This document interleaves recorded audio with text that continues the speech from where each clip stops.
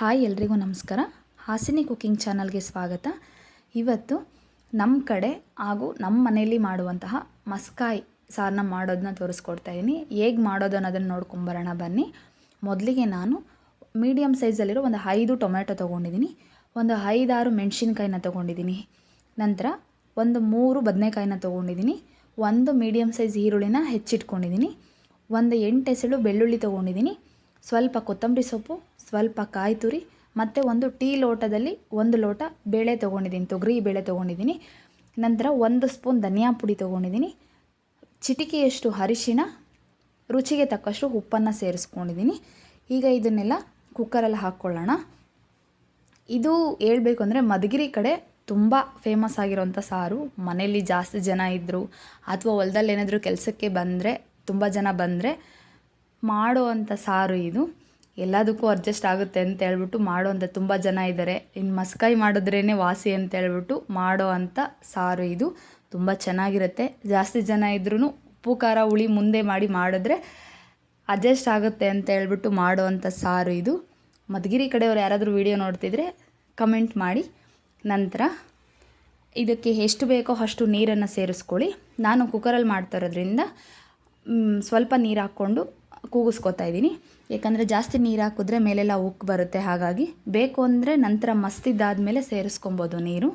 ಈಗ ನಾನು ಇದನ್ನು 3 ವಿಸಲ್ ಬರೆಸ್ಕೊಂಡಿದ್ದೀನಿ. ಇದರಲ್ಲಿ 3 ವಿಸಲ್ ಆದ ನಂತರ ಈಗ ಆ ರಸನೂ ಮತ್ತು ಅದನ್ನು ಬೆಂದಿರೋದನ್ನ ನಾನು ಸಪ್ರೇಟ್ ಮಾಡ್ಕೋತಾ ಇದ್ದೀನಿ. ಇದಕ್ಕೆ ಜೀರಿಗೆ ಹಾಕಿಬಿಟ್ಟು ಮಸ್ಕೊಬೇಕು. ನಂತರ ಒಗ್ಗರಣೆಗೂ ಸಹ ಜೀರಿಗೆ ಸೇರಿಸ್ಕೋಬೋದು. ನಾನು ಒಗ್ಗರಣೆಗೆ ಜೀರಿಗೆ ಸೇರಿಸಿಲ್ಲ. ತುಂಬ ಚೆನ್ನಾಗಿರುತ್ತೆ, ಒಮ್ಮೆ ಟ್ರೈ ಮಾಡಿ ನೋಡಿ. ಇದಕ್ಕಿನ್ನೂ ಅಲಸಂದೆ ಬೇಳೆ ಹಾಕಿ ಮಾಡಿದ್ರೆ, ತೊಗರಿ ಬೇಳೆ ಸ್ವಲ್ಪ, ಅಲಸಂದೆ ಬೇಳೆ ಸ್ವಲ್ಪ ಹಾಕಿ ಮಾಡಿದ್ರೆ ತುಂಬ ಚೆನ್ನಾಗಿರುತ್ತೆ.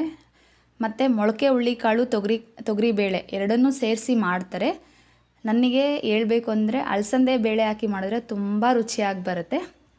ಅವರೇ ಬೇಳೆ, ಅಲಸಂದೆ ಬೇಳೆ ಮತ್ತು ತೊಗರಿ ಬೇಳೆ 3 ಸೇರಿಸಿ ಮಾಡ್ತಾಯಿರ್ತೀನಿ ನಾನು ಒಂದೊಂದು ಸಲ. ಈಗ ತೊಗರಿ ಬೇಳೆದು ಮಾತ್ರ ತೋರಿಸ್ತಾ ಇದ್ದೀನಿ. ಮೊಳಕೆ ಹುಳ್ಳಿಕಾಳು ಸಹ ಸೇರಿಸ್ಕೋತಾರೆ. ಇದಕ್ಕೆ ಸೊಪ್ಪು ಸೇರಿಸಿದ್ರೆ ಮಸ್ಸೊಪ್ಪಾಗುತ್ತೆ ಅಷ್ಟೇ. ಇದು ಮಸ್ಕಾಯಿಗೆ ನಾವು ಈ ರೀತಿ ಮಾಡ್ತೀವಿ. ಈಗ ಅದು ಚೆನ್ನಾಗಿ ಮಸ್ಕೊಂಡ ನಂತರ ಅದಕ್ಕೆ ನಾನು ಉಳಿದಿರೋಂಥ ರಸನೂ ಸಹ ಸೇರಿಸ್ಕೋತಾ ಇದ್ದೀನಿ. ಅದಕ್ಕೆ ಸ್ವಲ್ಪ ನಾನು ನೀರನ್ನು ಸಹ ಸೇರಿಸ್ಕೋತಾ ಇದ್ದೀನಿ. ತುಂಬ ತೆಳುವಾಗಿ ಅಂತಲೂ ಬೇಡ, ತುಂಬ ಗಟ್ಟಿಯಾಗಿ ಸಹ ಬೇಡ, ಮೀಡಿಯಮ್ ಇರಲಿ. ತುಂಬ ತೆಳುವಾಗಿ ಇದ್ದರೆ ಅಷ್ಟೊಂದು ಚೆನ್ನಾಗಿರೋದಿಲ್ಲ. ಗಟ್ಟಿಯಾಗಿದ್ದರೆ ಪಪ್ಪು ಥರ ಅಂತ ಅನ್ಕೋತಾರೆ. ನಾವು ಆ್ಯಕ್ಚುಲಿ ಹೇಳಬೇಕು ಅಂದರೆ ನಾವಿರೋದು ಆಂಧ್ರದಲ್ಲಿ. ಹಾಗಾಗಿ ನಾನು ಯಾವಾಗಲೂ ತೆಲುಗಿನಲ್ಲಿ ಹೀಗಂತಾರೆ ಹಾಗಂತಾರೆ ಅಂತ ಹೇಳ್ತಾ ಇರ್ತೀನಿ. ಈ ಸಾರನ್ನ ತೆಲುಗಿನಲ್ಲಿ ಈ ಥರ ಹೇಳ್ತಾರೆ ಅಂತ ಹೇಳ್ತಾ ಇರ್ತೀನಿ. ನಾವು ಹುಟ್ಟಿದ್ದು ಬೆಳೆದಿದ್ದೆಲ್ಲ ಕರ್ನಾಟಕದಲ್ಲೇ ಆದ್ರೂ ಮದುವೆ ಆಗಿರೋದು ಆಂಧ್ರದಲ್ಲಿ. ಹಾಗಾಗಿ ಅದನ್ನು ಏನಂತಾರೆ ಅಂತ ಹೇಳೋ ಒಂದು ಆಸೆ ಅಷ್ಟೇ. ಈಗ ಒಗ್ಗರಣೆಗೆ ಸಾಸಿವೆ, ಕರಿಬೇವು, ಒಣಮೆಣ್ಸಿನ್ಕಾಯಿನ ತೊಗೊಂಡಿದ್ದೀನಿ. 1 ಸ್ಪೂನ್ ಎಣ್ಣೆ ಹಾಕಿ ಕಾದ ನಂತರ ಸಾಸಿವೆ, ಕರಿಬೇವು, ಒಣಮೆಣ್ಸಿನ್ಕಾಯಿ ಹಾಕಿ ಅದಾದ ನಂತರ ಸಾರನ್ನ ಅದರಲ್ಲಿ ಸೇರಿಸ್ಕೊತಾ ಇದ್ದೀನಿ, ಮಸ್ಕಾಯಿನ. ಇದು ಚೆನ್ನಾಗಿ ಕುದಿ ಬರಬೇಕು. ತುಂಬ ಚೆನ್ನಾಗಿರುತ್ತೆ, ಒಮ್ಮೆ ಟ್ರೈ ಮಾಡಿ. ನಮ್ಮ ಚಾನೆಲ್ನ ಸಬ್ಸ್ಕ್ರೈಬ್ ಮಾಡ್ಕೊಳ್ಳಿ. Thank you.